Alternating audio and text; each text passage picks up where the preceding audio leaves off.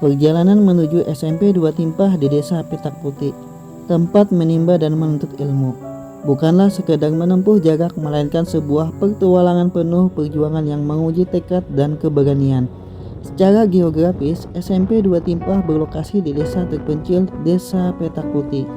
Jarak ke ibu kota kabupaten mencapai 296 km. Untuk mencapai ke Kecamatan Timpah tentu harus melintasi kota Palangkaraya, ibu kota Provinsi Kalimantan Tengah. Namun tantangan sesungguhnya dimulai setelah mencapai pusat Kecamatan Timpah. Dari sana masih ada jarak sekitar 67 km yang harus ditaklukkan melalui kawasan hutan belantara yang sunyi dan jarang dilintasi. Melintasi jalan darat yang kondisinya jauh dari kata layak. Jalan ini didominasi oleh tanah dan pasir putih yang sama sekali belum tersentuh aspal. Setiap kilometernya ada rintangan. Banyak jalan berlubang besar dan menggenang air yang tidak bisa saya hindari, membuat perjalanan terasa seperti melintasi sungai-sungai berlumpur. Struktur jalan pun turun naik bagai punggung naga, di mana saat hujan jalannya berubah menjadi licin dan berlumpur yang mengancam keselamatan. Sebaliknya, ketika musim panas, kondisi jalan silau dan berdebu tebal yang membuat jarak pandang penglihatan terbatas. Kondisi jalan menyeberang pun tak kalah ekstrim. Jembatan-jembatan hanyalah kumpulan batang-batang pohon yang dibentang seadanya, menuntut kehati-hatian agar tidak jatuh ke dalam lubang tersebut. Selain tantangan alam, perjalanan ini juga menyimpan ancaman bahaya lainnya. Kawasan hutan belantara adalah rumah bagi satwa liar seperti binatang berbisa dan lainnya, yang menambah kewaspadaan di setiap belokan dan persimpangan. Tak hanya itu, risiko tindak kejahatan pun di jalur sepi ini juga menjadi bayangan menakutkan yang harus saya hadapi.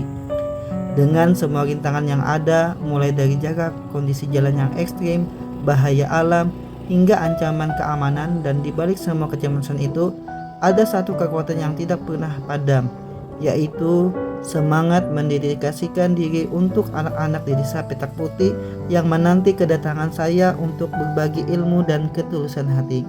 Bagi saya, ini adalah perjalanan hati yang dijiwai oleh panggilan untuk menyalakan pelita ilmu di pelosok negeri ini, khususnya di Desa Petak Putih, Kabupaten Kapuas, Provinsi Kalimantan Tengah. Assalamualaikum warahmatullahi wabarakatuh. Salam sejahtera untuk kita semua. Salam, Om Swastiastu, Namo Buddhaya, salam kebajikan. Kabe selamat lingun nalatai, salam sejut karena melempang. Adil kata linu ba curamen ka surga ba sengat kajo bata agus. Salam pendidikan, salam sehat, salam semangat. Perkenalkan, saya Agus Setiawan, guru matematika di SMP Negeri 2 Timpah, tepatnya di Desa Petak Putih, Kecamatan Timpah, Kabupaten Kapuas, Provinsi Kalimantan Tengah. Di dalam tayangan video ini berisi beberapa aksi nyata atau kumpulan praktik baik yang sudah saya lakukan di SMP Negeri 2 Timpah ini. Selamat menyaksikan. Di dalam aksi ini, saya telah mensosialisasikan dan mendiseminasikan kepada rekan guru dan siswa terkait penjelasan dan implementasi budaya positif di lingkungan sekolah. Dimulai dari penerapan 6S, senyum, salam, sapa, salim, sopan dan santun, serta membuat keyakinan kelas. Kemudian budaya positif di sekolah. Apa itu budaya positif di sekolah? Yaitu nilai dan kebiasaan di sekolah yang berpihak pada murid agar siswa dapat berkembang menjadi pribadi yang kritis, kemudian penuh hormat dan bertanggung jawab sesuai dengan profil pelajar Pancasila. Nah, ini profil Pancasila. Lingkungan awalnya kelasnya bergabung menjadi lingkungan bergabung menjadi satu sekolah. Apabila sekolahnya membiasakan, maka ini akan berimbas ke masyarakat lebih luas lagi, seperti itu yang dimaksud dalam budaya positif. Dalam aksi ini, salah satu pembiasaan budaya positif yang telah saya lakukan di sekolah, yakni mengumpulkan anak-anak di lapangan sebelum memasuki kelas untuk diperiksa kerapian dan pembiasaan 6S, yakni senyum, salam, sapa, salim, dan sopan santun. Diharapkan siswa terbiasa melakukan 6S ini tidak hanya di lingkungan sekolah, tetapi dapat diterapkan di rumah dan di lingkungan masyarakat, agar mereka terbiasa menghargai dan menghormati orang yang lebih tua, terutama guru dan orang tua mereka sendiri. Pembiasaan 6S ini sudah lama saya lakukan di sekolah, terutama pembiasaan salam dan salim sebelum masuk kelas dan sesudah pulang sekolah.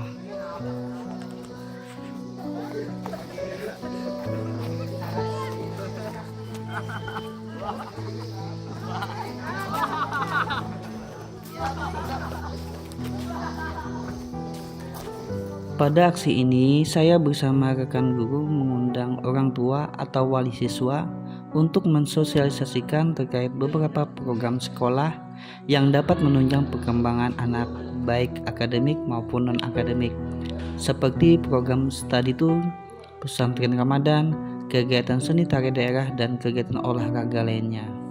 Selaku mewakili dari Kepala Sekolah, Pak Agus Setiawan nanti yang akan memberikan informasi terkait tentang study tour kita yang akan dilaksanakan besok dan lusa.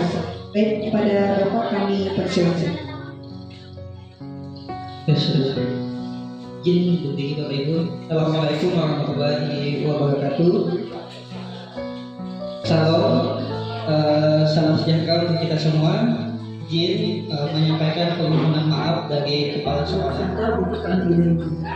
Begitu senang sekali anak-anak diajak ke sana karena di sana momennya sangat bagus. Kebetulan banyak sekali wisata-wisata yang berkumpul di situ. Kemudian pada wisata kedua yaitu Taman Andal. Nah, baik anak-anak, Bapak akan memberitahu bahwa saya punya program sekolah, kegiatan di sekolah yaitu GELAS. GELAS ini ada kepanjangannya. GE-nya itu adalah gerakan, LA-nya itu adalah literasi, numerasi, dan S-nya adalah sejenak. Berarti GELAS tadi kepanjangannya apa? Gerakan, literasi, numerasi, sejenak. Gerakan, literasi, numerasi, sejenak.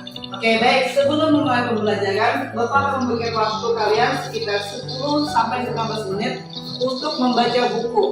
Bukunya itu tersedia ada di atas meja, kemudian ada di lemari. Bebas kalian memilih buku apa yang kalian baca. Oke? Silakan ambil bukunya, silakan dari situ dulu. Ini bukunya di mana?